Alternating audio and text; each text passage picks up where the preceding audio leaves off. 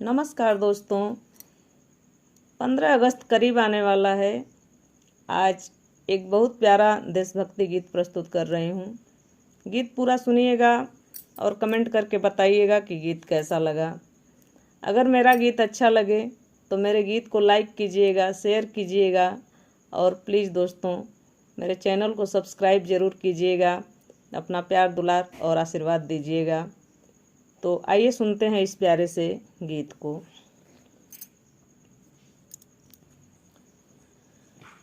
चढ़ले फांसी उपरा हिंद के पुजरिया हो,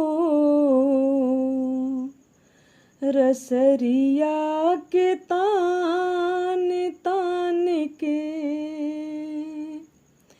चढ़ल फांसी उपरा हिंद के पुजरिया हो,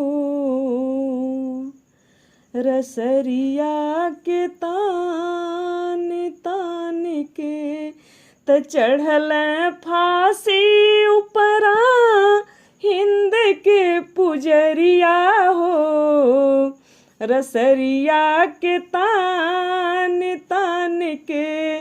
त चढ़ल फांसी उपरा हिंद के पुजरिया हो, रसरिया के तान तान के।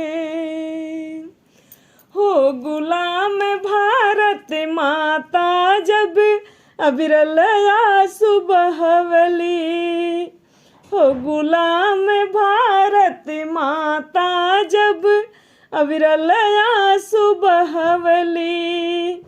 हाथ हाथ कड़ी पाँव में बेड़ी, गले में सकला पवली।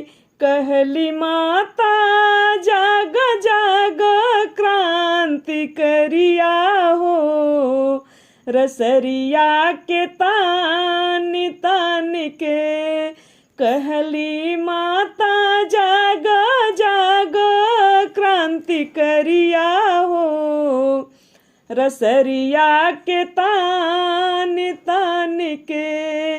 चढ़ल फांसी उपरा हिंद के पुजरिया हो, रसरिया के तान तान के। जागल देश लेके अंगड़ाई शेर सामने अइले। भगत सिंह आजाद व बिस्मिल कसम देश के खैले।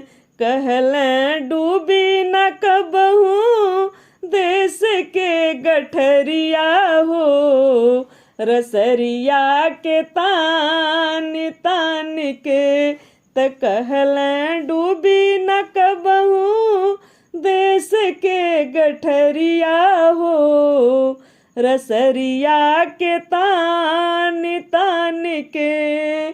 चढ़ल फांसी उपरा हिंद के पुजरिया हो, रसरिया के तान तान के। देश कहे बलिदानी ई युग युग के अमर कहानी। देश कहे बलिदानी युग युग के अमर कहानी। घास के रोटी खैले राणा, लड़ी झांसी की रानी। वीर मंगल पांडे छिटकी नगरिया हो, रसरिया के तान तान के। वीर मंगल पांडे छिटकी नगरिया हो, रसरिया के तान तान के।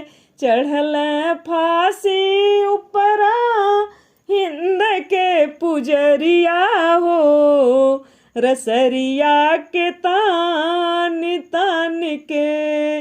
चढ़ल फांसी उपरा हिंद के पुजरिया हो, रसरिया के तान तान। के। जय हिंद।